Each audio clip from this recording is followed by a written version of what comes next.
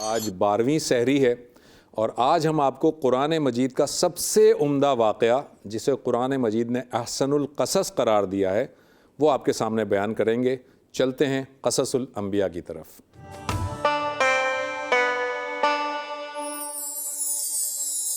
ناظرین، قصص الانبیاء میں آپ کو خوش آمدید کہتے ہیں۔ آج 12ویں سحری ہے اور آج ہم حضرت یوسف علیہ السلام کی زندگی کے واقعات آپ کے سامنے رکھیں گے۔ کل ہم بتا چکے ہیں کہ حضرت یوسف علیہ السلام حضرت یعقوب علیہ السلام کے 11ویں بیٹے تھے اور ان کے ایک چھوٹے بھائی تھے بنیامین، اور یہ دونوں بھائی یعنی حضرت یوسف علیہ السلام اور بنیامین یہ دونوں ایک ہی ماں کے بطن سے پیدا ہوئے تھے اور ان کا نام تھا راحیل۔ قرآن مجید نے حضرت یوسف علیہ السلام کے واقعے پہ پوری کی پوری ایک سورت نازل کی ہے جس کا نام سورہ یوسف ہے۔ اور دوسری بات آپ کو بتا دیں کہ قرآن مجید نے بہت سارے انبیاء کے قصے بیان کیے ہیں، لیکن قرآن نے حضرت یوسف علیہ السلام کے قصے کو احسن القصص قرار دیا ہے۔ احسن القصص کا مطلب سب سے عمدہ قصہ۔ تو حضرت یوسف علیہ السلام کا چونکہ واقعہ خود قرآن نے جسے احسن القصص قرار دیا ہے، تو ہم چاہیں گے کہ اس کی تفصیل تھوڑی سی آپ کے ساتھ شیئر کریں اور بڑی ڈیٹیل سے شیئر کریں۔ احسن القصص ہونے کی وجہ کیا ہے کہ یہ ایک ایسا قصہ ہے کہ جس میں آپ کو حسد کے ایلیمنٹس بھی نظر آئیں گے، نفرت بھی نظر آئے گی، دشمنی بھی نظر آئے گی، اللہ تعالیٰ کے حضور گڑ گڑانا بھی نظر آئے گا، عاجزی بھی نظر آئے گی، پھر اللہ تعالیٰ کو انعام اور اکرام بھی نظر آئے گا، معزت بھی نظر آئے گی۔ گویا یہ قصہ بہت سارے لیسنز اور بہت سارے سبق لے کر اللہ تعالیٰ نے ہمیں دیا ہے، اور یہ بہت سارے سبق اپنے اندر اس نے سموئے ہوئے ہیں۔ یہ جو واقعہ ہے اس کی ابتدا کچھ اس طرح ہوتی ہے کہ حضرت یعقوب علیہ السلام جب کنعان تشریف لے آتے ہیں تو ان کی جو بیوی تھیں راحیل، ان کا انتقال ہو جاتا ہے، اور جو دونوں چھوٹے بیٹے تھے حضرت یوسف علیہ السلام اور بنیامین، ان کو والد گرامی بہت لاڈ پیار سے اور بڑی محبت سے اپنے ساتھ رکھتے ہیں، کیونکہ یہ دونوں چھوٹے بھی ہوتے ہیں اور ان کی والدہ بھی اس دنیا میں نہیں ہوتی ہیں۔ لیکن جتنا زیادہ آپ ان سے لگاؤ رکھتے ہیں، محبت رکھتے ہیں، تو اتنا ہی زیادہ بڑے بھائیوں کو حضرت یوسف علیہ السلام کے ساتھ حسد ہوتا ہے، اور بڑے بھائی اس حسد کی آگ میں جل رہے ہوتے ہیں، اور اس لیے وہ طے کرتے ہیں کہ کسی نہ کسی طرح حضرت یوسف علیہ السلام کو الگ کر لیا جائے، ان کو قتل کر دیا جائے یا ان کو کہیں پر چھوڑ کے آ جایا جائے تاکہ والد گرامی کی توجہ ہم تک ہو جائے۔ چنانچہ یہ جو 10 بڑے بھائی ہیں یہ حضرت یعقوب علیہ السلام کے پاس ایک دن پہنچتے ہیں اور ان سے یہ کہتے ہیں کہ آپ ہمیں اجازت دیجئے ہم یوسف کو لے جائیں اپنے ساتھ، اور جو ہم اپنے مویشیوں کو چرانے لے جاتے ہیں، روزانہ بھیڑ بکریوں کو چرانے لے جاتے ہیں، تو یوسف کو بھی ہمارے ساتھ کر دیجئے تاکہ وہ بھیڑ بکریاں چرانے کا ہنر بھی سیکھے گا، کچھ کھیل کود بھی کر لے گا۔ حضرت یعقوب علیہ السلام پہلے تو پریشان ہوئے، پہلے تو انہوں نے انکار کیا اور انہوں نے کہا کہ نہیں، تم سب کے سب جو ہے اپنی دوسری چیزوں میں مشغول ہو جاؤ گے، غافل ہو جاؤ گے، اور یوسف چھوٹا ہے، یوسف کو کہیں کوئی بھیڑیا نہ کھا جائے۔ لیکن ان بیٹوں نے یقین دلایا اور حضرت یعقوب علیہ السلام کو کہا کہ آپ ہمیں اس کے ساتھ بھیج دیجئے، ہم جو ہے اس کی پوری طرح سے خیال کریں گے، اس کی پوری طرح سے جو ہے اس پہ توجہ کریں گے۔ ایک بات اور بتا دوں ناظرین کہ اس سے پہلے کہ یہ بھائی انہیں لے جاتے، حضرت یوسف علیہ السلام نے ایک خواب دیکھا تھا، اور وہ خواب میں حضرت یوسف علیہ السلام نے دیکھا کہ 11 ستارے، ایک چاند اور ایک سورج ان کو سجدہ کر رہے ہیں۔ غور سے سنیے گا، حضرت یوسف علیہ السلام نے خواب دیکھا کہ 11 ستارے، ایک چاند اور ایک سورج ان کو سجدہ کر رہے ہیں۔ انہوں نے اپنے اس خواب کا ذکر اپنے والد یعنی حضرت یعقوب علیہ السلام سے کیا۔ حضرت یعقوب علیہ السلام سمجھ گئے اور انہوں نے کہا کہ بیٹا تم اپنے اس خواب کا ذکر اپنے بھائیوں سے مت کرنا، ورنہ وہ تم سے مزید حسد کریں گے۔ لیکن کسی نہ کسی طرح ان بھائیوں کو اس خواب کا علم ہو گیا اور وہ اور زیادہ حسد کرنے لگے، اور اس کے بعد انہوں نے حضرت یوسف علیہ السلام کو اپنے ساتھ لے جانے کا پلان بنایا اور اپنی درخواست حضرت یعقوب علیہ السلام کے ساتھ رکھی۔ حضرت یعقوب علیہ السلام بالآخر ان کی ضد پر مان گئے اور بڑی تاکید کے ساتھ حضرت یوسف کو ان کے حوالے کیا کہ دیکھو اس کا خیال رکھنا، اسے اکیلا مت چھوڑنا۔ چنانچہ وہ بھائی حضرت یوسف علیہ السلام کو لے کر چلے۔ ایک چیز ذرا ذہن میں رکھیے گا، جو 12ویں بھائی ہیں جو بنیامین ہیں وہ بہت ہی چھوٹے ہیں، اور وہ گھر میں ہی تھے حضرت یعقوب علیہ السلام کے ساتھ ہی۔ جبکہ حضرت یوسف علیہ السلام کو جس وقت یہ لے جا رہے تھے بڑے بھائی، تو اس وقت بعض روایات میں ان کی عمر 7 سال اور بعض روایات میں ان کی عمر 12 سال بتائی گئی ہے۔ یہ سارے کے سارے بھائی پلان کے مطابق حضرت یوسف علیہ السلام کو اپنے ساتھ لے گئے، اور جہاں تک دور تک حضرت یعقوب علیہ السلام کی نظر میں تھے تب تک تو وہ بھائی جو ہے وہ سواری پر اسے بٹھا کر اور بڑے لاڈ پیار سے لے کے جا رہے تھے، لیکن جیسے ہی حضرت یعقوب علیہ السلام نظروں سے اوجھل ہوئے تو ان بھائیوں نے یوسف علیہ السلام کو سواری سے نیچے گرایا، مارا پیٹا، اور مار پیٹ کر یہ کہا کہ وہ کون سے 11 ستارے ہیں، کون سا چاند ہے، کون سا سورج ہے جو تمہیں سجدہ کرتا ہے، اب بلاؤ اپنے اس چاند کو، بلاؤ اپنے اس سورج کو، اور بتاؤ کہ تمہیں کون بچا سکتا ہے۔ حضرت یوسف علیہ السلام رونے لگے اور وہ درخواست کرنے لگے کہ میرے ساتھ ایسا نہ کرو، لیکن وہ بالکل نہیں مانے۔ ایک شخص جو ایک بھائی تھا وہ اٹھا، اس نے خنجر نکالا، اس نے کہا کہ میں یوسف کا قتل کر دیتا ہوں، لیکن جو سب سے بڑا بھائی تھا جس کا نام بعض روایات میں لاوی اور بعض روایات میں یہودا آتا ہے، اس بڑے بھائی کو تھوڑا سا رحم آ گیا۔ اس بڑے بھائی نے اپنے دوسرے بھائی کو کہا کہ مت قتل کرو، قتل کر کے کیا تمہیں مل جائے گا، اس کو کسی کنویں میں دھکیل دو، اگر تو یہ وہیں مر گیا تو مر جائے گا، اور اگر کہیں اور نکل گیا تو اس کی قسمت ہے، لیکن اسے قتل نہ کرو، اسے کنویں میں دھکیل دو۔ چنانچہ ان 10 بھائیوں نے مل کر فیصلہ کیا کہ اسے کنویں میں دھکیل دیتے ہیں۔ لہٰذا انہوں نے سب سے پہلے حضرت یوسف علیہ السلام کی قمیض اتاری اور قمیض کو اپنے پاس رکھا۔ اس کے بعد حضرت یوسف علیہ السلام کو زبردستی ہاتھوں میں رسی باندھ کر ایک ڈول میں بٹھایا، اور ڈول کو کنویں میں ڈالتے گئے، اور جب کنویں میں ڈول بالکل اس کی تہہ تک پہنچ گیا تو اوپر سے انہوں نے رسی کاٹ دی، یعنی حضرت یوسف علیہ السلام کو کنویں میں ایک طرح سے انہوں نے دھکیل دیا۔ حضرت یوسف علیہ السلام چلاتے رہے، چیختے رہے، مدد کے لیے درخواست کرتے رہے، لیکن وہ بالکل نہیں مانے۔ اس وقت قرآن مجید ہمیں بتاتا ہے کہ اس وقت ایک فرشتہ حضرت یوسف علیہ السلام کے پاس آیا، اور اس نے حضرت یوسف علیہ السلام کو تسلی دی اور کہا کہ ایک وقت آئے گا کہ یہ بھائی تمہارے سامنے ہوں گے اور یہ بھائی شرمندہ ہوں گے، اور تم انہیں اس واقعے کو یاد دلاؤ گے، لہٰذا اطمینان رکھو۔ چنانچہ حضرت یوسف علیہ السلام اس کنویں میں ایک چٹان تھی، اس پر بیٹھ گئے۔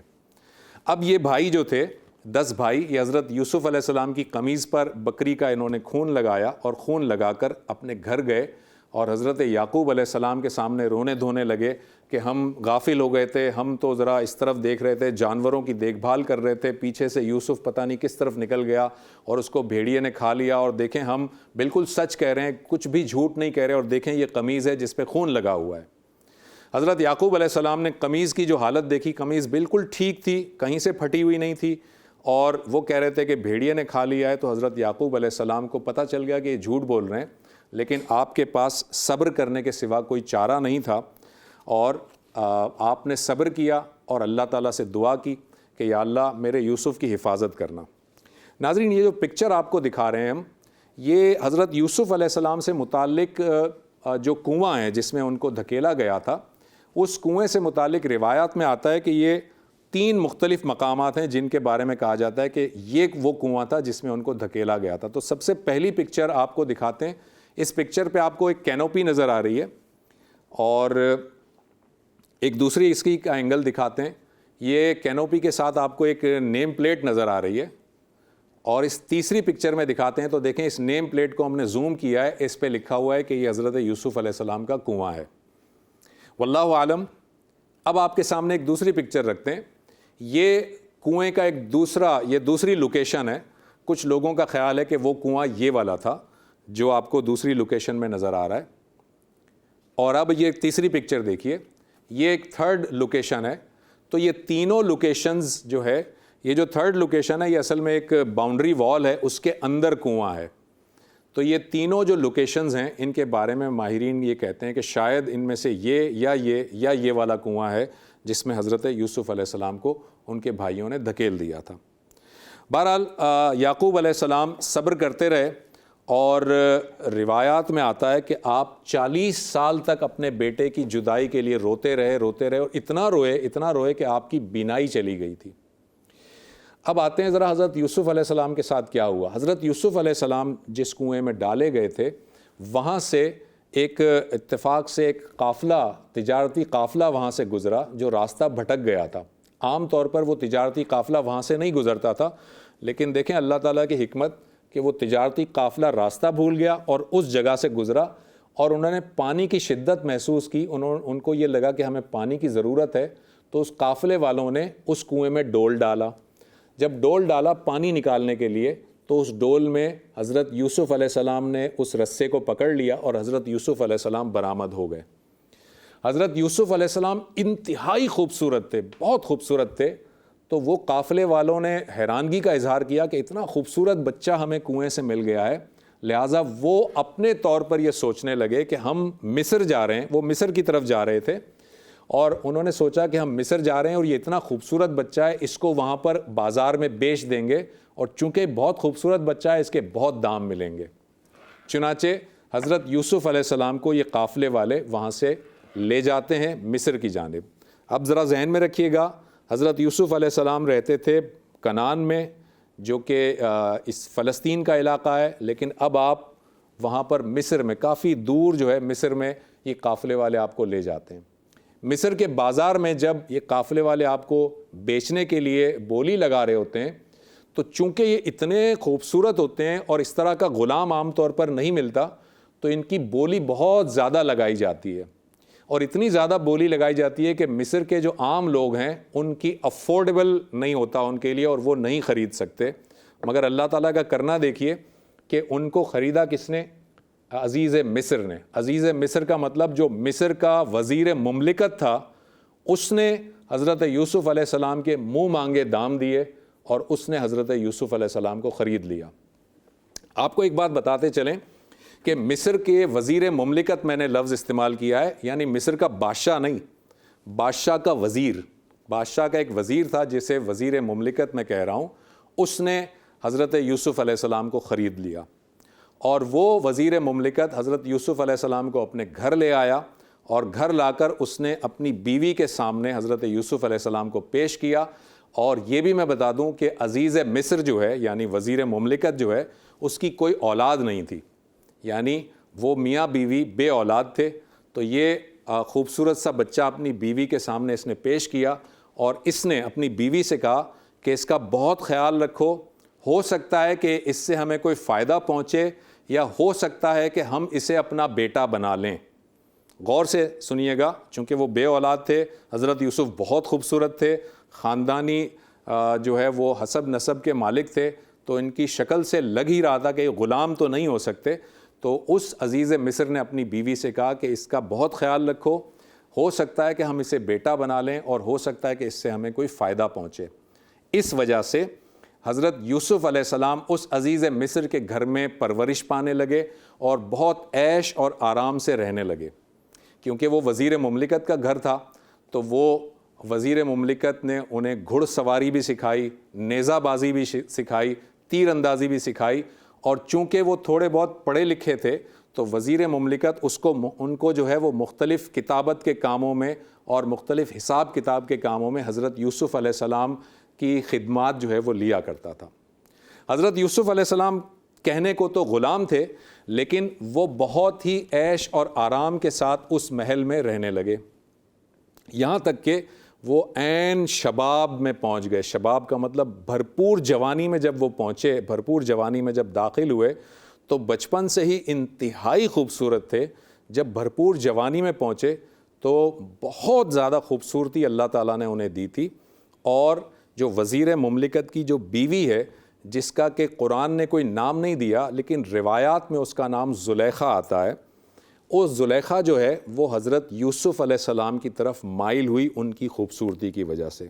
یہ وہی بیوی جس کو کہ عزیز مصر نے کہا تھا کہ اس کا خیال رکھنا، ہم اسے ہو سکتا ہے بیٹا بنا لیں۔ جب حضرت یوسف علیہ السلام جوان ہوئے تو وہ آپ کی طرف مائل ہوئی، اور اس نے آپ کو برائی کی دعوت دی۔ حضرت یوسف علیہ السلام نے اللہ کی پناہ چاہی، اس سے جو ہے وہ الگ ہونے لگے، لیکن جتنا وہ دور جاتے تھے وہ زیادہ ورغلانے کی کوشش کرتی تھی اور حضرت یوسف علیہ السلام کو اپنی طرف مائل کرتی تھی۔ جب حضرت یوسف علیہ السلام بالکل تیار نہیں ہوئے تو اس نے ایک پلان بنایا، اور دھوکے سے اس نے اپنے گھر میں اپنی خواب گاہ میں حضرت یوسف علیہ السلام کو بلایا اور دروازہ بند کر دیا، اور دروازہ بند کرنے کے بعد حضرت یوسف علیہ السلام کی طرف مائل ہوئی اور آپ اس سے جان بچا کر دروازے کی طرف بھاگے. اس نے پیچھے سے، اس زلیخا نے پیچھے سے آپ کا کرتا، آپ کا شرٹ پکڑا اور آپ دروازے کی طرف بھاگ رہے تھے تو پیچھے سے کرتا پھٹ گیا اور اتنے میں آپ نے دروازہ کھول دیا. جب آپ نے دروازہ کھولا تو سامنے عزیز مصر کھڑا ہوا تھا. اب عزیز مصر کو جب اس نے دیکھا اس کی بیوی نے، تو وہ بیوی نے اپنا پورا کا پورا جو ہے وہ الزام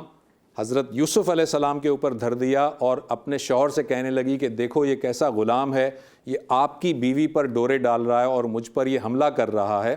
حضرت یوسف علیہ السلام نے فرمایا کہ میں نے ایسا کوئی نہیں کیا، اللہ اس بات کا گواہ ہے کہ میں تو بچ کر نکلنا چاہ رہا ہوں، یہ جو ہے وہ مکر اور فریب سے کام لے رہی ہیں. اب عزیز مصر کے لیے بڑا مسئلہ ہو گیا. وہ جانتا تھا کہ حضرت یوسف علیہ السلام انتہائی شریف اور نیک سیرت آدمی ہیں اور نیک سیرت شخص ہیں، لیکن ظاہر ہے ابھی وہ اس کی بیوی کی خوابگاہ میں سے نکلے ہیں تو ایک پریشانی کا عالم تھا. چنانچہ اللہ تعالیٰ نے یہ کرم کیا کہ وہاں پر عزیز مصر کے جب یہ شور شرابہ ہوا تو کچھ دربار کے لوگ، محل کے لوگ کچھ جمع ہو گئے. ان میں سے ایک شخص تھا جو بڑا دانشمند تھا. اس نے عزیز مصر کو یہ کہا کہ یوسف کا کرتا دیکھو، اگر یہ کرتا آگے سے پھٹا ہوا ہے تو یہ تمہاری بیوی سچ بول رہی ہے، لیکن اگر یہ کرتا پیچھے سے پھٹا ہوا ہے تو تمہاری بیوی جھوٹ بول رہی ہے. جب کرتا دیکھا گیا تو کرتا پیچھے سے پھٹا ہوا تھا. اس کا مطلب وہ زلیخا جھوٹ بول رہی تھی اور حضرت یوسف علیہ السلام بالکل سچ بات کر رہے تھے اور وہ باکردار تھے. جب یہ بات معلوم ہوئی تو عزیز مصر کو بہت غصہ آیا اپنی بیوی پر، لیکن عزیز مصر نے حضرت یوسف علیہ السلام سے درخواست کی کہ اس معاملے کو یہیں پر دبا دیا جائے، اس کو مزید آگے نہ اچھالا جائے کیونکہ یہ میری عزت کا سوال ہے. چنانچہ حضرت یوسف علیہ السلام وہاں سے خاموشی سے چلے گئے اور یہ معاملہ وہاں پر ختم ہو گیا. محسوس ایسا ہوا کہ یہ معاملہ یہیں پہ دب جائے گا، لیکن چونکہ کچھ درباری وہاں جمع ہو چکے تھے تو ان درباریوں نے سرگوشی کی اور اس طرح سے یہ بات پھیلتے پورے شہر میں پھیل گئی. جب پورے شہر میں پھیل گئی تو جو وہاں کی جو ایلیٹ کلاس تھی، وہاں کی ایلیٹ کلاس کی جو خواتین تھیں، وہ زلیخا پر تانے اور طنز کرنے لگیں اور وہ کہنے لگیں کہ زلیخا کیسی عورت ہے، ایک غلام کے پیچھے اس نے اپنی جو ہے نیک نامی خراب کر دی. ایک غلام کے لیے بار بار غلام جب وہ کہتی تھیں تو زلیخا کو یہ بات جب سنی اسے غصہ آیا اور اس نے کہا کہ میں ان بیگمات کو دکھاتی ہوں کہ جس غلام کے بارے میں وہ یہ کہتی ہیں وہ دراصل کیا ہے. چنانچہ زلیخا نے اپنے گھر میں ایک دعوت رکھی اور تمام بڑی بڑی ایلیٹ کلاس کی بیگمات کو بلایا اور ان کے سامنے ایک دسترخوان بچھایا. ان سب کے ہاتھوں میں پھل دیے اور نائف دے دیا، چھری دے دی اور سب سے کہا کہ جب میں تمہیں اشارہ کروں، جب میں کہوں تب ان پھلوں کو کاٹنا. چنانچہ وہ ساری بیگمات کے ہاتھ میں پھل تھے، چھری تھی اور اس کے بعد حضرت یوسف علیہ السلام کو زلیخا نے آواز دی اور حضرت یوسف علیہ السلام وہاں پر دربار میں کچھ ٹرے لے کر یعنی سرو کرنے کے لیے اندر داخل ہوئے اور وہ ساری عورتیں حضرت یوسف علیہ السلام کی طرف دیکھ رہی تھیں اور پھر زلیخا نے آواز دی کہ پھل کو کاٹو. ان ساری عورتوں نے پھل کے بجائے اپنے انگلیاں کاٹ لیں، اپنے ہاتھ کاٹ لیے، کیونکہ حضرت یوسف علیہ السلام کے حسن میں وہ اتنی زیادہ انوالو ہو گئیں کہ انہیں احساس ہی نہیں ہوا کہ پھل کہاں پر ہے اور انہوں نے سب نے اپنی انگلیاں اور اپنے ہاتھ کاٹ دیے. جب یہ ہاتھ کاٹ دیے تب زلیخا نے کہا کہ دیکھو تم نے کیا کیا ہے. تب وہ ساری کی ساری عورتیں کہنے لگیں کہ واقعی یہ بہت ہی حسین شخص ہے اور یہ تو انسان لگتا ہی نہیں ہے. تب زلیخا نے کہا کہ تم کیا سمجھ رہی تھی کہ میں صرف ایسے ہی اس پر فریفتہ ہوں؟ یہ وجہ تھی جس کی وجہ سے میں اس پر فدا ہو گئی ہوں اور اب اگر یہ میری بات نہیں مانے گا تو اسے جیل جانا پڑے گا. لہٰذا یہ پھر ضد پر بات گئی اور جب ضد پر بات گئی تو اس نے یعنی کہ زلیخا نے اپنے شوہر سے کہا کہ اگر تم چاہتے ہو کہ میں اس سے دور ہو جاؤں تو اسے میری نظروں سے دور کر دو اور اسے جیل میں ڈال دو. عزیز مصر پہلے تو بڑا پریشان ہوا کہ وہ بے قصور ہے، اس کا کوئی قصور نہیں ہے، اسے کیسے جیل میں ڈال دیا جائے، لیکن اپنی بیوی کے ضد پر وہ خاموش ہوا اور اس نے حکم دے دیا کہ حضرت یوسف علیہ السلام کو جیل میں ڈال دیا جائے، زندہ میں ڈال دیا جائے. لہٰذا حضرت یوسف علیہ السلام اس جرم کی وجہ سے جو کہ انہوں نے نہیں کیا تھا، اس کی وجہ سے وہ جیل میں ڈال دیے گئے۔ ناظرین، وہ جیل میں جب گئے تو چونکہ وہ پیغمبر تھے، ان کے جو دوسرے قیدی ساتھی تھے ان کے ساتھ وہ اللہ کی بات کیا کرتے تھے، توحید کی بات کیا کرتے تھے، اللہ کی عبادت کرتے تھے، اور انتہائی نیک صفت اور نیک سیرت ہونے کی وجہ سے تمام قیدی جو تھے ان سے بہت متاثر تھے۔ اس کے بعد کیا ہوتا ہے؟ اس کے بعد یہ ہوتا ہے کہ ان قیدیوں میں سے 2 قیدی تھے جنہوں نے ایک خواب دیکھا، اور وہ خواب میں کیا ہوا اس کا جو ہے واقعہ ہم آپ کے سامنے کل رکھیں گے۔ آج ہم نے حضرت یوسف علیہ السلام کے اس احسن القصص کا حصہ اول بیان کیا ہے۔ کل انشاءاللہ تعالی اس کا حصہ 2 آپ کے سامنے رکھیں گے، اور یہیں سے گفتگو کو کنٹینیو کریں گے کہ وہاں جو قیدی تھے انہوں نے خواب میں کیا دیکھا تھا۔ ایک چھوٹا سا وقفہ لیتے ہیں۔